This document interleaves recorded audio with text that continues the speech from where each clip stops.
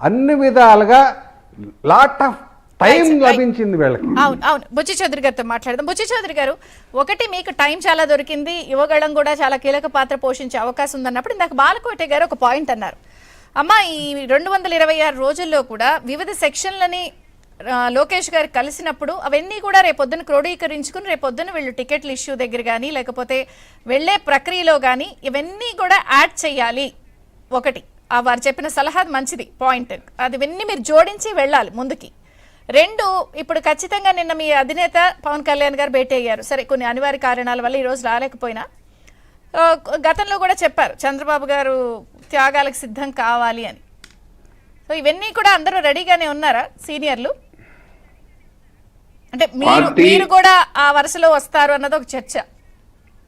మంచిదేనమ్మా, ఏ వరుసలో వచ్చినా గెలుపు గుర్రాలు కావాలి, సామాజిక ఈక్వేషన్ కావాలి, రెండు పార్టీల సమన్వయం కావాలి.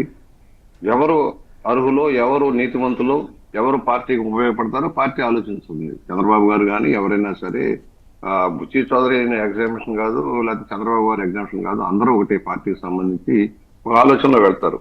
ఎవరు అయితే గెలుస్తారో, ప్రజా అభిప్రాయం ఎలా ఉంది, ప్రజల్లో మద్దతు ఎవరికి ఉంది అనేది మెయిన్ గా పెడతారు. రెండోది, సామాజిక ఈక్వేషన్లు అన్ని కూడా బ్యాలెన్స్ చేసుకుంటూ వెళ్లాల్సిన అవసరం ఉంటుంది. ఆ వైపు దృష్టి సారిస్తారు. తెలుగుదేశం ఎప్పుడు కూడా అన్ని వర్గాలను దృష్టిలో పెట్టుకుని చంద్రబాబు గారు నిర్ణయాలు చేసుకుంటూ వెళ్లేవారు. అది దాని ఫలితంగా బలహీన వర్గాలు కానీ ఇతర వర్ణాలు కానీ ఏ విధంగా లబ్ధి పొందారో మనం చూసాం. ఇవాళ ఏదైతే లోకేష్ గారి పాదయాత్రలో ఫైండింగ్ చేసుకుంటూ వెళ్లారో, వివిధ నియోజకవర్గాల్లో సమీక్షలు చేశారు. గత 3 సంవత్సరాలుగా పార్టీ యాక్టివ్ గా పనిచేస్తామని మర్చిపోకండి. ఈ రోజు కాదు, మొత్తం పార్టీ సన్నద్ధమై అమరావతి పార్టీ కేంద్ర కార్యాలయం తీసుకుని వర్కౌట్ చేసుకుంటూ ప్రతి సమస్య మీద పోరాటం చేస్తూ నాయకులను సమాయత్తం చేస్తూ ప్రజల్లోకి తీసుకువెళ్తూ వెళ్ళింది. అనేక సమావేశాలు, సభలు పెట్టడం, ప్రభుత్వ వైఫల్యాల మీద ఎండగడుతూ ముందుకు సాగటం, ఎక్కడికక్కడ కాన్సెప్ట్ ఇచ్చుకుంటూ ముందుకెళ్తా ఉన్నాం. పార్టీ యంత్రాంగాన్ని గేరప్ చేసుకుంటూ ఇవాళ కూడా కార్యక్రమాలు నడుస్తున్నాయి. ఇవాళ ఏదైతే యువగళాన్ని సక్సెస్ చేసుకున్న దానికోసం స్వచ్ఛందంగా వస్తున్నారు. ఒకటి, యువగళానికి స్వచ్ఛందంగా భారీగా తరలివచ్చారు. సరే, కొంత ఆర్గనైజేషన్ ఉంటుంది, తప్పదు ఏ పార్టీకైనా.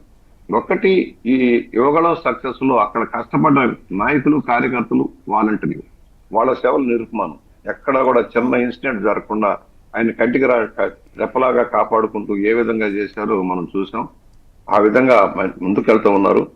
ఇవాళ ఒక్కటి, మంచి అభ్యర్థులు అనేది వేవ్ వచ్చినప్పుడు చాలా మంది ముందుకు వస్తారు. 3 సంవత్సరాలు కాంట్రానాళ్ళంతా ఇవాళ బయటకు వస్తా ఉన్నారు.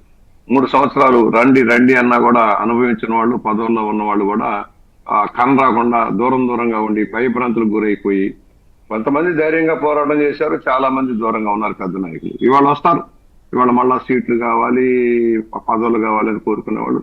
సరే, రాజకీయాల్లో సహజమే, ఆయారాములు గయారాముల సంస్కృతి మామూలే. రాజకీయాల్లో ఇలాగ వస్తూ ఉంటారు.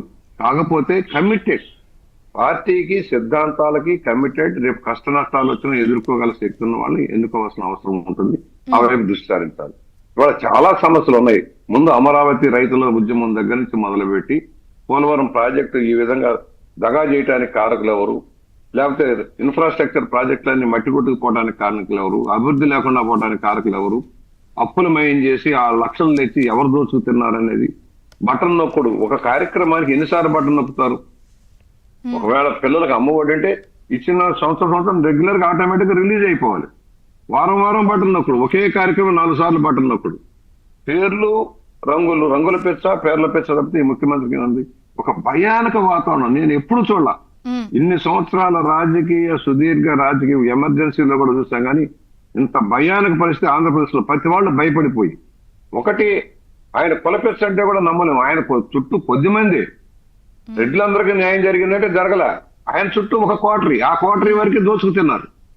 ఇవాళ కమ్మ వాళ్ళ మీద ద్వేషం, కమ్మ ద్వేషంతో రామోజీరావు గారిను లేకపోతే అమర్ రాజా బ్యాటరీను ఎవరిని ఇబ్బంది పెడదామని చూడటం.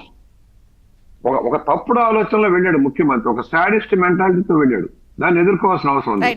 కమ్మ వాళ్ళే కాదు, అన్ని కాపుల్ని, బీసీలని, ఎస్సీలని, మైనార్టీని హింస రాజకీయం. అందువల్ల మేము ఒకటే చెబుతున్నాం, రేపు పొత్తు చక్కగా నడుస్తుంది. మంచి అభ్యర్థుల్ని పెడతాం, సామాజిక ఈక్వేషన్ పాటిస్తాం, గెలుపు సాధిస్తాం. రాష్ట్రాన్ని ప్రగతి బంధాలు నడపాలి. రాష్ట్ర ప్రజలకి, నిరుద్యోగులకి ఉపాధి అవకాశాలు కల్పించాలి. బాధ్యత వచ్చే ప్రభుత్వం మీద ఉంటుంది. బాలకోటి గారు